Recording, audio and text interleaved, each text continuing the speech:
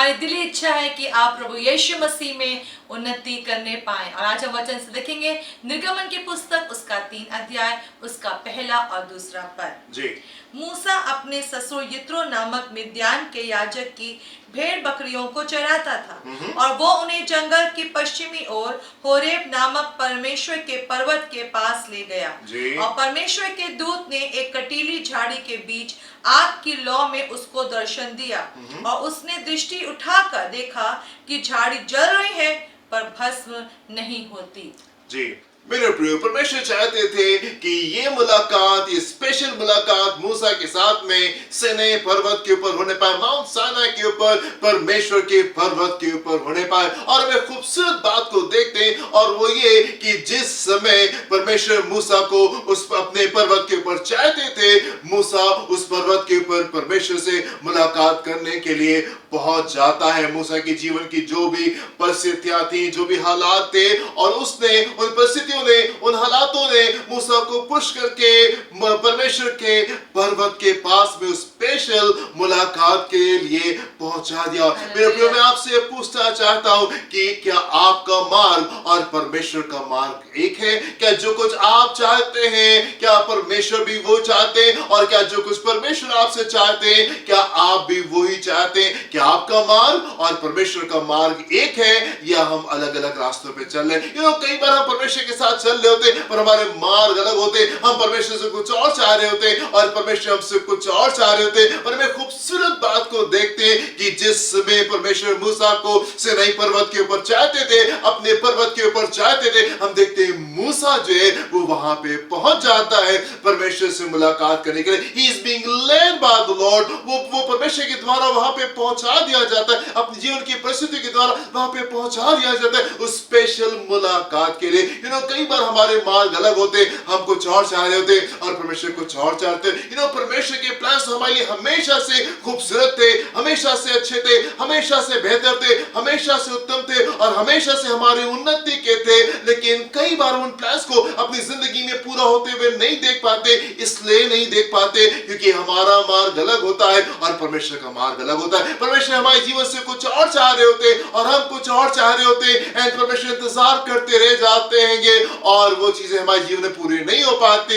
इसलिए नहीं कि परमेश्वर हमारे लिए कुछ उत्तम प्लान नहीं कर सकते, पर क्योंकि हमारे रास्ते और परमेश्वर के रास्ते एक नहीं होते, हमारा मार्ग अलग होता है और परमेश्वर का मार्ग अलग होता है। पर जब हम देखते हैं कि जब हमारा मार्ग और परमेश्वर का मार्ग एक होता है, जब परमेश्वर का मार्ग और हमारा मार्ग एक होता है, हम देखते हैं कि बड़ा परिवर्तन आता है। जैसा परिवर्तन मूसा के जीवन के अंदर आने पाया। मूसा 40 साल तक भेड़ बकरियों को चरा रहा था, पर 40 साल के बाद में एक बड़ा परिवर्तन आता है और मूसा एक बहुत बड़े भविष्यवक्ता बनने पाते। मूसा के जीवन में आशीष आने पाती है और मूसा के जीवन के द्वारा ये 20 लाख इस्राएली जो है ये रिहा होते, अपनी गुलामी से आजाद होने पाते और एक स्वतंत्र जीवन में ये निकल करके आने पाते और उस जगह पे पहुंचने पाते, उस लैंड में पहुंचने पाते, उस इलाके में पहुंचने पाते जहां पे परमेश्वर चाहते थे कि इसके लोग आकर के बसने पाए। और ना सिर्फ ये, पूरा मिस्र जो है वो परमेश्वर के सामर्थ्य को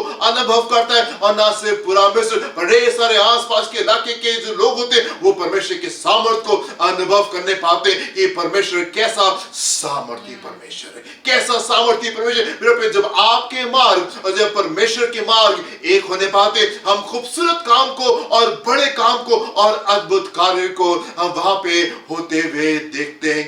मेरे प्रिय, परमेश्वर के वचन में एक जन है और उसका नाम दाऊद है। परमेश्वर जो थे वो इस्राएल के लिए एक राजा को ढूंढ रहे थे और परमेश्वर को एक ऐसा जन मिल जाता है जो कि उसके मन के मुताबिक है, जिसके मार्ग वो मार्ग है जो परमेश्वर के मार्ग है, जिसके रास्ते वो रास्ते जो परमेश्वर के रास्ते, जिसके ख्याल वो ख्याल है जो परमेश्वर के ख्याल है, जिसकी बातें वो बातें हैं जो परमेश्वर की बातें, जिसकी कल्पना वो कल्पनाएं हैं जो परमेश्वर की कल्पनाएं। मेरे प्रिय, परमेश्वर को वो जन मिल जाता है जो कि उसके मन के मुताबिक है। और हम फिर से एक और बार देखते हैं कि जब परमेश्वर की रास्ते और हमारे रास्ते एक होते हैं तो कितना बड़ा कार्य होने पाता है, कितना बड़ा महिमा का कार्य होने पाता है। परमेश्वर की योजना आपके लिए हमेशा से बेहतर थी, परमेश्वर की योजना हमारे लिए हमेशा से उत्तम थी, परमेश्वर की योजना हमारे लिए हमेशा से खूबसूरत थी। पर मेरी आवश्यकता इस बात की है कि परमेश्वर के रास्ते और हमारे रास्ते एक होने पाए। जहां पे जिस समय परमेश्वर हमसे चाहे उस समय हम वहां पे मौजूद होने पाए। जहां पे जिस समय परमेश्वर हमको चाहे हम उस समय वहां पे मौजूद होने पाए। जो कुछ परमेश्वर हमारे जीवन से चाहे वो हमारे जीवन में पूरा होने पाए। परमेश्वर ऐसे परमेश्वर नहीं है जो कि बेपरवाह परमेश्वर है। परमेश्वर ऐसे परमेश्वर नहीं है जो कि हमसे प्यार नहीं करते, हमारा ख्याल नहीं करते। आप देखें इसके 7वें और 8वें पद में यहाँ पे क्या लिखा हुआ है। फिर यहोवा ने कहा, मैंने अपनी प्रजा के लोग जो मिस्र में हैं, उनके दुख को निश्चय देखा। मैंने अपने लोगों के दुख को निश्चय देखा है। This is so beautiful. मैंने अपने लोगों के दुख को निश्चय देखा है जी। और उनकी जो चिल्लाहट परिश्रम कराने वालों के कारण होती है जी, उसको भी मैंने सुना है और उनकी पीड़ा पर मैंने चित्त लगाया है जी।